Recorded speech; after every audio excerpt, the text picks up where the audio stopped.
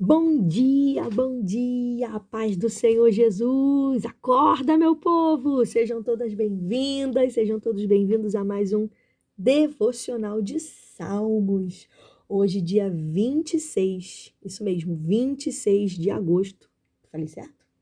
Não, hoje é 27, gente. 27 de agosto. 27 de agosto, Salmo de número 22. 27, 22. Vocês sabem aí que a gente não tá fazendo final de semana, então por isso que a gente tá atrasado, vamos dizer assim, né? Mas foi combinado.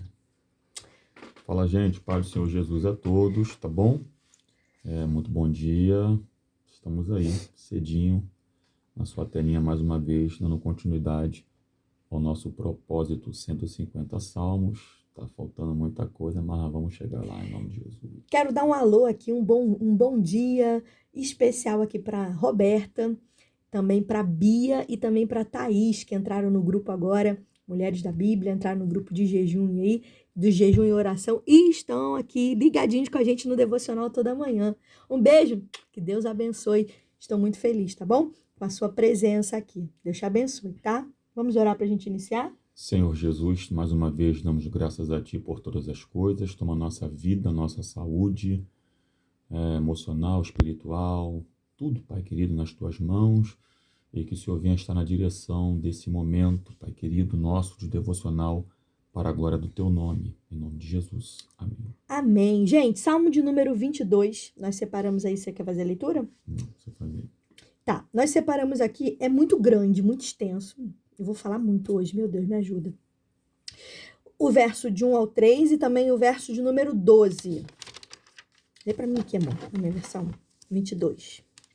Salmo 22, verso 1. Deus meu, por que me desamparaste? Porque se acham longe de mim a salvação as palavras de meu gemido.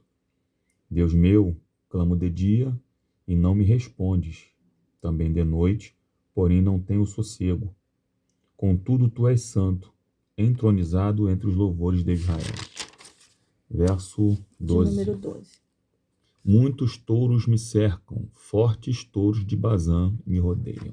Gente, como a gente sempre fala, pega a sua Bíblia, papel, caneta, começa a anotar, faça a leitura do salmo todo, tá bom? Aqui a gente não dá para falar sobre tudo, mas eu quero dar uma introdução nesse salmo porque é um salmo que eu gosto particularmente, tá, gente? Então vamos lá.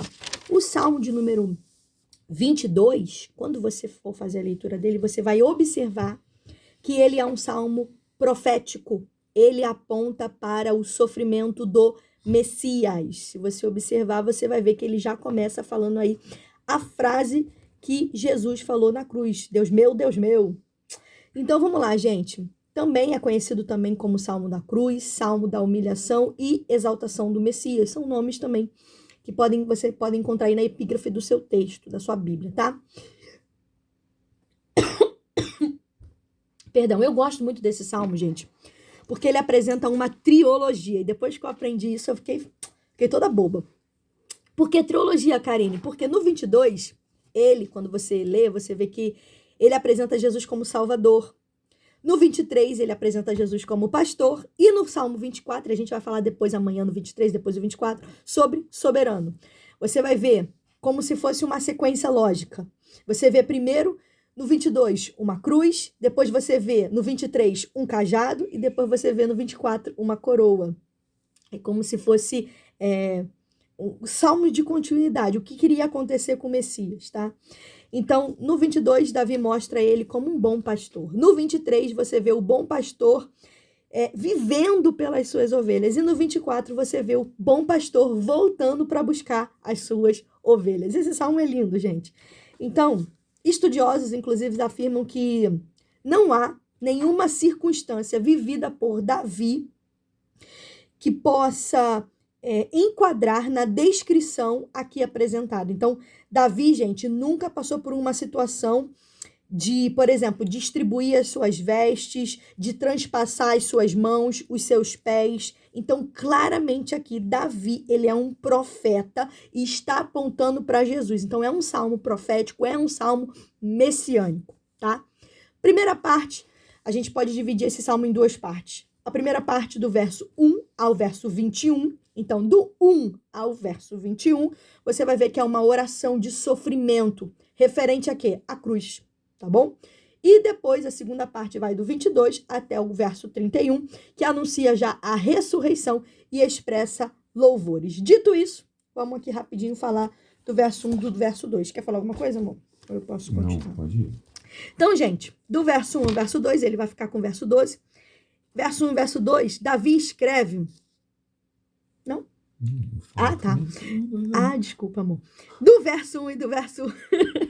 verso 1, verso 2... Aqui, gente, do 1 ao 21, né? Davi, ele escreve esse texto como ele tivesse ao pé da cruz. Parece até que Jesus estava vendo o que ainda iria acontecer. Davi veio muito antes do Messias. Só que você consegue observar ele descrevendo uma cena que aconteceu lá nos evangelhos. Então você vê o Messias, Jesus, sendo abandonado pelo Senhor. Quando você lê lá do verso 1 ao verso 5, você vai ver exatamente isso. Jesus, ele levou sobre o seu corpo, lá no madeiro, os nossos pecados. E é por isso que ele foi abandonado, mesmo ele não sendo pecador. Ele levou sobre si os nossos pecados. Ele foi feito pecador por nós. Ele foi feito maldição por nós. Jesus, ele estava na cruz. E aí, o que aconteceu nesse momento? O sol se escondeu do rosto dele. Quando você observa o cenário, houve trevas. Então, o Pai, nesse momento, Deus Pai, desamparou, punindo ali o seu Filho pelos nossos pecados. Como diz Isaías, o Senhor agradou em moê-lo. Isaías 53:10 fala sobre isso. Então, quando você lê o verso de número 1, que o Fábio leu aqui, você vê o desamparo da cruz. Então, essa expressão aqui foi a 4ª palavra proferida por Jesus lá na cruz do Calvário. Como é que Davi sabia disso? Davi estava realmente ali sendo profeta de Deus, já anunciando o que iria acontecer. Então, a expressão aqui, Deus meu, por que me desamparaste, que está no verso 1 aqui, nos leva justamente até o Gólgota, onde o bom pastor deu a vida pelas suas ovelhas. E por isso que eu falei que o Salmo 22 fala exatamente sobre isso. Por mais que você não veja a palavra pastor, você não vê a palavra ovelha, mas você entende que é Jesus dando a vida pelas suas ovelhas. Então, por 3 horas, você sabe que a terra ela foi envolvida de densas trevas. Houve um grito ali, onde ecoou todo o universo. E ele, sendo o filho amado de Deus, Pai, na qual Deus tinha todo o prazer, na qual ele desfrutava uma comunhão eterna, naquele momento ali, ele experimentou um abandono da parte de Deus. Ele foi abandonado porque Deus, sendo santo, sendo justo, precisava punir o pecado. Então, embora o Messias não tivesse pecado, embora Jesus não tivesse pecado, ele levou os nossos pecados de forma voluntária. Por isso que eu amo esse salmo. Então, ali ele assumiu uma responsabilidade de sofredor, levando as nossas iniquidades. Então, o próprio Deus, por amor a nós, lançou sobre ele mesmo todo o nosso pecado. Então, quando a gente lê que o Pai agradou em moê-lo, é porque Deus ele derramou todos os julgamentos que era para ser para mim, todos os julgamentos que era para ser para você, sobre o seu Filho Jesus. Para quê? Para que hoje eu e você viéssemos a ser livres da morte eterna. Então, em outras palavras, ele foi abandonado para que hoje eu e você pudéssemos ser aceitos, pudéssemos ser aceitas. Se isso não é motivo de você se emocionar, se isso não é motivo de você se alegrar, se isso não é motivo de você agradecer, de verdade, eu não consigo compreender. Olha o que Deus fez por mim e por você para que a gente tivesse a vida eterna junto com ele. Então, gente, quando você observa o verso 2, fala de orações não atendidas. Jesus fez uma oração, onde já se viu, né? Jesus, filho de Deus, fez uma oração e Deus não respondeu. A maior dor sofrida por um Messias não foi o desamparo dos homens, mas foi o desamparo divino. Foi a sua oração naquele momento não respondida. Mas por que Deus não respondeu? Por amor a mim, por amor a você que está assistindo essa live agora, que está ouvindo essa live. Foi para nosso benefício que o céu, eles ficaram em silêncio, no clamor do Messias. Isso mexe muito comigo. Então, muitas das vezes, tem alguns silêncios que tá perturbando você. Tem alguns silêncios que você tá querendo até se desviar, se afastar. É Deus falando assim, é pro seu bem, é pro seu amor. Então não reclame se algumas orações não forem respondidas, se há algum silêncio da parte de Deus. Continua firme, Jesus continuou firme. E por isso ele foi exaltado de tal modo que ele ganhou um nome que está acima de todo nome, onde um dia todo joelho vai se dobrar e todo mundo vai ter que reconhecer que ele é Senhor para a glória de Deus Pai. Isso aí, gente. Vamos lá. Maravilha. Nesse Salmo 22, Davi está expressando uma angústia por conta de alguma perseguição de gente inescrupulosa ou mal intencionada. E essa angústia passa por um pedido de socorro. Deus meu, por que me desamparaste? Davi está dizendo eu não estou entendendo aonde o Senhor está nesse negócio. O que ele está dizendo é o seguinte, eu não estou entendendo aonde o Senhor está nessa prova, situação, circunstância. É uma expressão que conota por que eu estou passando por isso e o Senhor não se movimenta. Davi, do fundo da sua alma, estava quase que afirmando em forma de pergunta que Deus o havia abandonado nos piores momentos da sua vida. E a frase vai além, porque Jesus, ela falou muito bem aqui, falou essa frase na cruz, Mateus 27, 46. Eloi, Eloi, lama sabachthani. Deus meu, por que me desamparaste? E esse salmo é o que tem trechos mais citados no Novo Testamento. Tá? Nesse salmo ainda, Davi reclama que não recebe resposta do seu clamor nem de dia nem de noite, verso 2. Tá? Porém, após ele declarar que estava abandonado, que não recebe resposta do seu problema, ele grita dizendo, porém, tu és santo. Aleluia. Verso 3. Porque os problemas que eu enfrento não têm poder para mexer na santidade de Deus. Aleluia. Porque as trajetórias e falhas de respostas aos nossos olhos não têm poder para mexer na santidade de Deus. Posso lhe falar uma coisa? Textão de desabafo no Facebook não comove a Deus. Eita! Mas, Fábio, Davi era adorador. Fábio, eu sou adorador, estou passando por isso. E quem te falou que adoração é moeda de troca? Meu Deus. Tem horas que o problema ainda não vai ser solucionado, mas Deus nos dá forças para suportarmos e passarmos por ele. Glória a Deus. Não se engane, não se iluda. Apesar dele ser soberano de te amar, Deus não cede a nenhum tipo de pressão para realizar a nossa vontade. Eita! Eu sei que está difícil de dar glória, mas vamos lá, gente. Deus cumpre votos, mas não fica escravo deles. Aliás, muito cuidado ao tentar colocar Deus contra a parede. Ela caminhou numa parte mais messiânica. Eu estou caminhando numa parte mais humana aqui nossa. Ok? Na verdade, quem vai estar encurralado é você e você nem sabe. Meu Deus. Mas, Fábio, o tempo está passando. Meu marido viu Jesus me curar, mas não se converteu. Fica tranquila.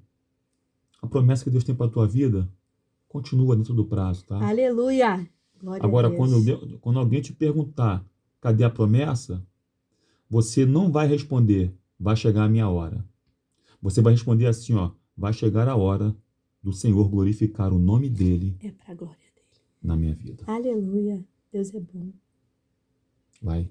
E agora o verso de número 12, eu vou ler aqui para você dar a continuidade, tá? Muitos touros me cercam, fortes touros de Bazã me rodeiam. Quer que eu veja em outra versão? Pode ser. Na RC, diz assim, Muitos touros me cercam, fortes touros de Bazã me rodeiam. É igual. Tá igual. Bom, não. Deixa eu ver aqui na versão... Deixa eu abrir aqui. Você vai aguardando a gente aí, tá? Versão NTLH diz assim, Deixa eu procurar aqui. Eu dei uma aula ontem. Aí ficou aqui na versão ARC. Vamos lá. Diz assim a palavra do Senhor para as nossas vidas hoje. Salmo 22, verso 12. Está escrito assim, escute. Como touros, muitos inimigos me cercam. Todos eles estão em volta de mim, como fortes touros da terra de Bazã. É forte. Foi? Foi. Posso falar? Pode. Nesse contexto aqui, Davi agora começa a usar metáforas. O que é uma metáfora, Fábio? Linguagem figurada, linguagem comparativa. Os inimigos que rodeiam e querem a sua morte. A versão King James atualizada diz bois selvagens que rodeiam, como touros, os poderosos de Bazã me cercam. Eu fui lá em Amós 4:1, diz assim, aponta para o gado de Bazã com a intenção de descrever a vida desenfreada que pessoas levavam em Israel. O que tem a ver isso aqui, Fábio? Davi estava dizendo aqui, fazendo um comparativo